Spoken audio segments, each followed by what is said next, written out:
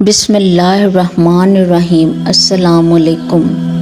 جب حضرت آدم علیہ السلام حابیل کی مصیبت میں بے قرار رہتے تھے، تب اللہ تعالیٰ نے حضرت جبرائیل علیہ السلام کو ان کی تسلی کے واسطے بھیجا۔ انہوں نے حضرت آدم علیہ السلام کو بحکم خداوندی بتایا کہ اللہ پاک نے انہیں ایک فرزند رشید عنایت کرے گا جس کی نسل سے پیغمبر پیدا ہوں گے۔ چنانچہ حابیل کے مرنے کے 5 سال بعد حضرت آدم علیہ السلام کے ہاں فرزند پیدا ہوا جس کا نام شیث رکھا۔ اس کا مطلب ہے اللہ کا دیا ہوا تحفہ۔ یہ نام رکھنے کی وجہ یہ ہے کہ حابیل کے قتل ہونے کے بعد اللہ پاک نے ان کو شیث عطا فرمایا۔ جب حضرت آدم علیہ السلام کی وفات کا وقت قریب آیا تو انہوں نے اپنے بیٹوں سے فرمایا، بیٹو میرا جنت کے پھل کھانے کو جی چاہ رہا ہے۔ وہ تلاش کے لیے نکل کھڑے ہوئے۔ انہیں سامنے سے فرشتے آتے ملے جن کے پاس حضرت آدم علیہ السلام کا کفن اور خوشبو تھی، اور ان کے پاس کلہاڑی اور ٹوکریاں بھی تھیں۔ انہوں نے کہا کہ آدم کے بیٹو تمہیں کس چیز کی تلاش ہے؟ انہوں نے کہا کہ ہمارے والد بیمار ہیں اور جنت کے میوے کھانے کی خواہش رکھتے ہیں۔ فرشتوں نے کہا کہ واپس چلے جاؤ، تمہارے والد فوت ہونے والے ہیں۔ اور جب فرشتے حضرت آدم علیہ السلام کی روح قبض کرنے کے لیے آئے تو حوا علیہ السلام نے انہیں دیکھ کر پہچان لیا۔ وہ حضرت آدم علیہ السلام سے چمٹ گئیں۔ حضرت آدم علیہ السلام نے فرمایا کہ مجھ سے الگ ہو جاؤ، پہلے بھی مجھے تمہارے ذریعے ہی مصیبت پہنچی تھی، مجھے میرے رب کے فرشتوں کے ساتھ جانے دو۔ فرشتوں نے ان کی روح قبض کی، غسل دیا، کفن پہنایا، خوشبو لگائی، آپ کی قبر کھودی اور لحد تیار کی۔ پھر انہوں نے حضرت آدم علیہ السلام کی نماز جنازہ ادا کی، پھر انہیں قبر میں رکھ کر اوپر سے مٹی ڈال دی، پھر کہا کہ آدم کے بیٹو تمہارے لیے یہی طریقہ ہے۔ حضرت آدم علیہ السلام کہاں دفن ہوئے اس میں اختلاف ہے۔ مشہور ہے کہ انہیں ہندوستان کے پاس سری لنکا میں دفن کیا گیا۔ ایک قول یہ ہے کہ مکہ مکرمہ میں جبل ابی قبیس کے پاس دفن کیا گیا۔ یہ بھی کہتے ہیں کہ حضرت نوح علیہ السلام نے طوفان کے موقع پر ان کی اور حضرت حوا کی میتوں کو ایک تابوت میں ڈال کر کشتی میں رکھ لیا تھا، اور پھر طوفان کے بعد انہیں بیت المقدس میں دفن کیا گیا۔ حضرت آدم علیہ السلام نے اپنے بیٹوں کو وصیت کی کہ شیث علیہ السلام میرا قائم مقام رہے گا، تم سب اس کی فرما برداری کرو اور اس پر ایمان لاؤ۔ سب نے اقرار کیا، اور پھر حضرت آدم علیہ السلام کی وفات کے بعد حضرت شیث علیہ السلام نے ان کے کام یعنی رشد و ہدایت اور تبلیغ کی ذمہ داری اٹھائی۔ حضرت شیث علیہ السلام کے زمانے میں بنی آدم 2 قسم کے تھے، یعنی بعض وہ جو نیکی کرتے تھے اور بعض قابل کی اولاد کی تابعداری میں مشغول تھے۔ پھر حضرت شیث علیہ السلام کی نصیحت سے کچھ تو راہ راست پر آئے اور بعض بددستور نافرمانی میں قائم رہے۔ حضرت شیث علیہ السلام کی نصیحتوں میں سے کچھ یہ ہیں کہ مومن حقیقی وہ ہیں جس میں یہ خصلتیں ہوں: خدا کو پہچاننا، نیک و بد کو جاننا، بادشاہ وقت کا حکم بجا لانا، ماں باپ کا حق پہچاننا اور ان کی خدمت کرنا، صلہ رحمی یعنی لوگوں سے نیکی اور محبت کرنا، غصے کو حد سے نہ بڑھانا، محتاجوں اور مسکینوں کو صدقہ دینا اور رحم کرنا، گناہوں سے پرہیز، مصیبتوں میں صبر اور شکر الہی۔ حضرت شیث علیہ السلام کی وفات کا وقت آیا تو انہوں نے اپنے بیٹے انوش کے حق میں وصیت کی، چنانچہ انہوں نے منصب سنبھالا۔ ان کے بیٹے قینین نے، پھر ان کے بیٹے مؤلال نے یہ منصب سنبھالا۔ ان کے بارے میں اہل فارس کا کہنا ہے کہ وہ ہفتے اقلیت کے بادشاہ تھے۔ سب سے پہلے انہوں نے درخت کاٹے، شہر بسائے اور بڑے بڑے قلعے تعمیر کرائے۔ وہ کہتے ہیں کہ بابل اور سوس ایران کے شہر انہوں نے تیار کیے۔ ان کی وفات پر ان کے بیٹے یرت نے ان کا منصب سنبھالا۔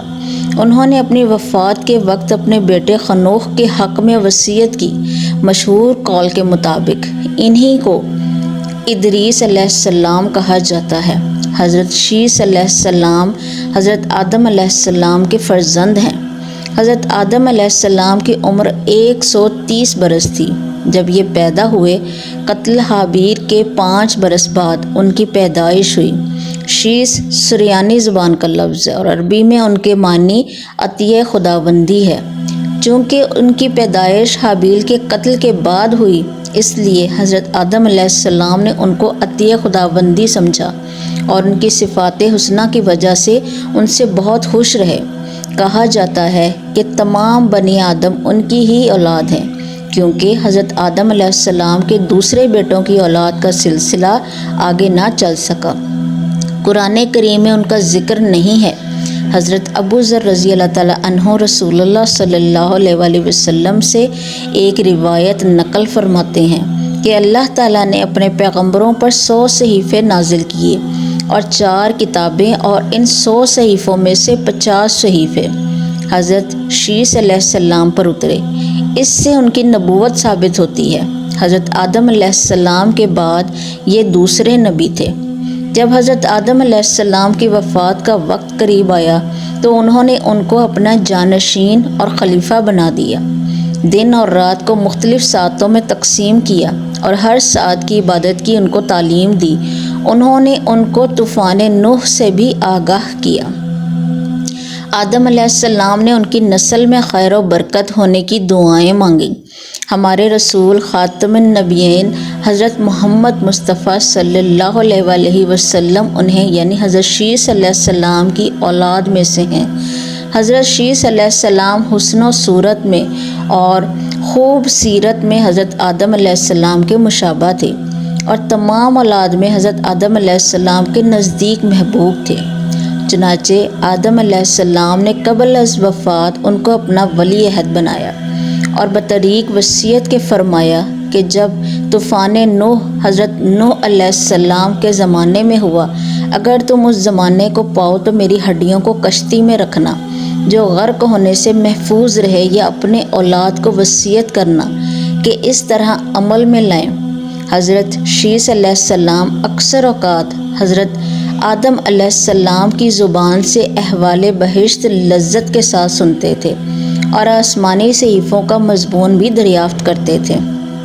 اس لیے حضرت آدم علیہ السلام نے تجرد اور خلق سے ان سے حق سے خلیفہ کیا تھا اور لوگوں سے تنہا ہو کر دنیا کی لذتیں چھوڑ کر اکثر اوقات و وظائف اور طاعت میں مشغول رہتے تھے، اور نفس کی ریاضت اور تہذیب و اخلاق ہمیشہ ان کے مد نظر رہتا تھا۔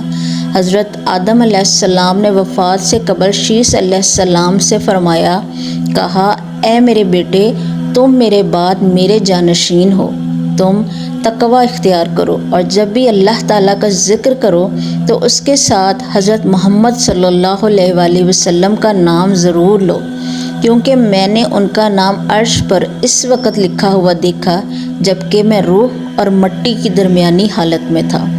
پھر میں نے تمام آسمانوں کا چکر لگایا تو میں نے اس ہستی کی شان محبوبیت کا بارگاہ رب العزت میں یہ عالم دیکھا کہ آپ کا نام پاک محمد اللہ تعالیٰ کو اتنا پیارا ہے کہ میں نے آسمانوں میں کوئی ایسی جگہ نہیں دیکھی جہاں حضرت محمد صلی اللہ علیہ وآلہ وسلم کا نام نہ لکھا ہو۔ میرے رب نے مجھے جنت میں رکھا تو میں نے جنت میں کوئی بھی محل، کوئی بھی بالا خانہ، کوئی بھی دریچہ ایسا نہ دیکھا کہ جس پر اسم محمد صلی اللہ علیہ وآلہ وسلم تحریر نہ ہو۔ اے میرے بیٹے، میں نے نام محمد صلی اللہ علیہ وآلہ وسلم حوروں کے سینوں پر، فرشتوں کی آنکھوں کی پتلیوں میں، شجرہ و طوبہ کے پتوں اور سدرۃ المنتہا پر لکھا دیکھا۔ تم بھی کثرت کے ساتھ ان کا ذکر کیا کرو، کیونکہ فرشتے بھی ہر وقت ان کا ذکر کرتے رہتے ہیں۔ جب حضرت شیث علیہ السلام کی موت کا وقت قریب آیا تو انہوں نے اپنے بیٹے انوش کو اپنا جانشین بنایا۔ انوش کے بعد کینان اس کے جانشین ہوئے۔ کینان ان کے بعد مہلائل ان کے جانشین ہوئے۔ اہل فارس کا خیال ہے کہ مہلائل تمام اولاد آدم کا بادشاہ تھا۔ اس سے مختلف شہروں سے دور جا کر کئی قلعے تعمیر کیے۔ بابل اور سوس کو بھی اس نے بسایا، اس لیے اپنے لیے ایک شاندار تاج بھی بنوایا۔ اسے پہن کر وہ تخت حکومت پر بیٹھتا تھا اور رعایا کو بھی احکام دیتا۔ اس نے 40 سال حکومت کی۔ اس کے مرنے کے بعد اس کا فرزند یارد اس کا جانشین ہوا، اور اس کے بعد اخنوخ اس کا فرزند اور اس کی حکومت کا وارث ہوا۔ اخنوخ ہی ادریس علیہ السلام کے لقب سے مشہور ہوئے اور حضرت شیس علیہ السلام کے بعد نبوت سے سرفراز ہوئے۔ حضرت شیس علیہ السلام کا مزار 3 جگہ موجود ہے۔ ان تینوں میں سے حضرت شیس علیہ السلام کس میں مدفون ہے، یہ اللہ تعالیٰ ہی بہتر جانتا ہے۔ نمبر 1 آپ کا مزار شام کے علاقے غزہ میں ہے۔ نمبر 2 آپ کا مزار عراق کے شہر موصل میں ہے۔ نمبر 3 آپ کا مزار ایودھیا میں بھی واقع ہے۔